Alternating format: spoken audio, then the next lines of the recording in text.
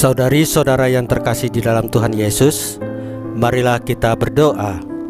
Dalam nama Bapa dan Putra dan Roh Kudus. Amin. Bapa kami yang ada di sorga, dimuliakanlah namamu.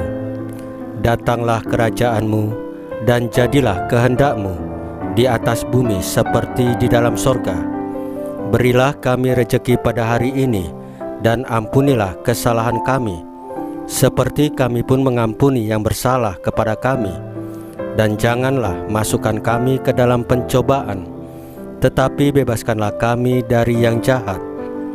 Ya Roh Kudus, hadirlah saat ini untuk memimpin dan membimbing kami dalam membaca firman Tuhan Yesus dan merenungkannya, sehingga kami dapat mengerti maknanya dan dapat kami laksanakan dalam hidup kami sehari-hari di tengah masyarakat kami.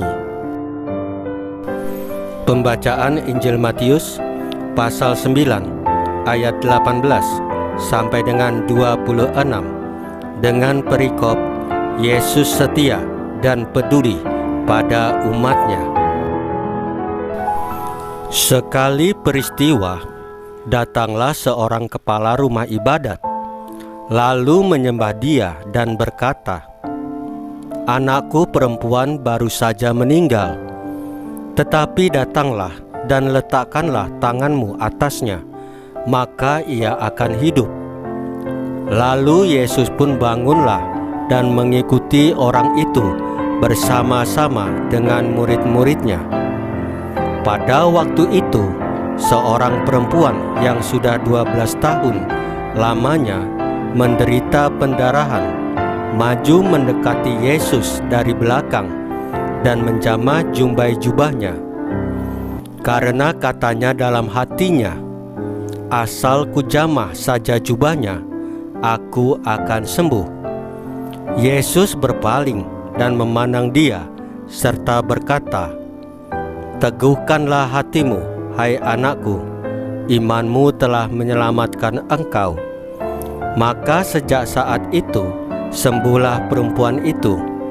Ketika Yesus tiba di rumah kepala rumah ibadat itu dan melihat peniup-peniup seruling dan orang banyak ribut, berkatalah ia, "Pergilah, karena anak ini tidak mati, tetapi tidur." Tetapi mereka menertawakan dia. Setelah orang banyak itu diusir, Yesus masuk dan memegang tangan anak itu. Lalu bangkitlah anak itu. Maka tersiarlah kabar tentang hal itu ke seluruh daerah itu. Demikianlah sabda Tuhan. Terpujilah Kristus.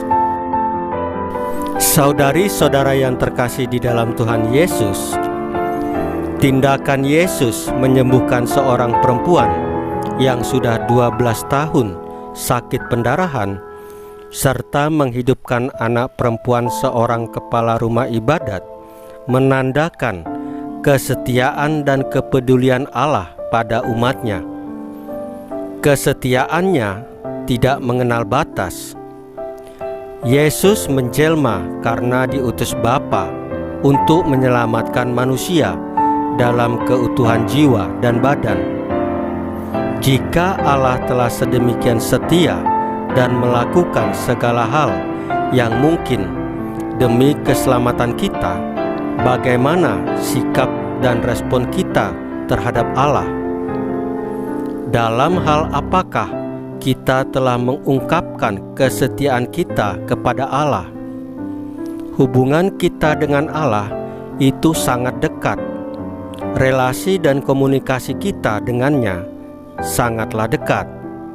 Semakin sering kita berkontak atau berkomunikasi dengan Yesus dalam doa dan perbuatan kasih seturut kehendaknya, maka semakin intim hubungan kita dengan Dia. Sampai pada level ini, maka walaupun menjamah jumbai jubahnya saja, kekuatan kuasa Allah mengalir ke dalam diri kita. Allah tetap setia kepada kita umatnya yang hidup di dunia ini, Walaupun banyak kesulitan, perjalanan hidup yang pahit bagi umatnya, Dia tetap setia. Tinggal kita, apakah kita mau setia dan percaya kepadanya. Saudari-saudara yang terkasih di dalam Tuhan Yesus, marilah kita berdoa. Ya Bapa, bimbinglah kami untuk setia kepadamu, seperti Engkau selalu setia menjaga dan melindungi kami. Salam Maria, penuh rahmat, Tuhan sertamu. Terpujilah Engkau di antara wanita, dan terpujilah buah tubuhmu Yesus. Santa Maria Bunda Allah, doakanlah kami yang berdosa ini, sekarang dan waktu kami mati. Ya Tuhan Yesus, tambahkanlah iman kami hanya kepadamu saja, karena Engkau adalah Tuhan dan Juru Selamat kami satu-satunya, tidak ada yang lain. Dalam nama Bapa dan Putra dan Roh Kudus. Amin. Saudari-saudara yang terkasih di dalam Tuhan Yesus, bacaan firman dan renungan hari ini sudah selesai. Tuhan Yesus memberkati kita semua.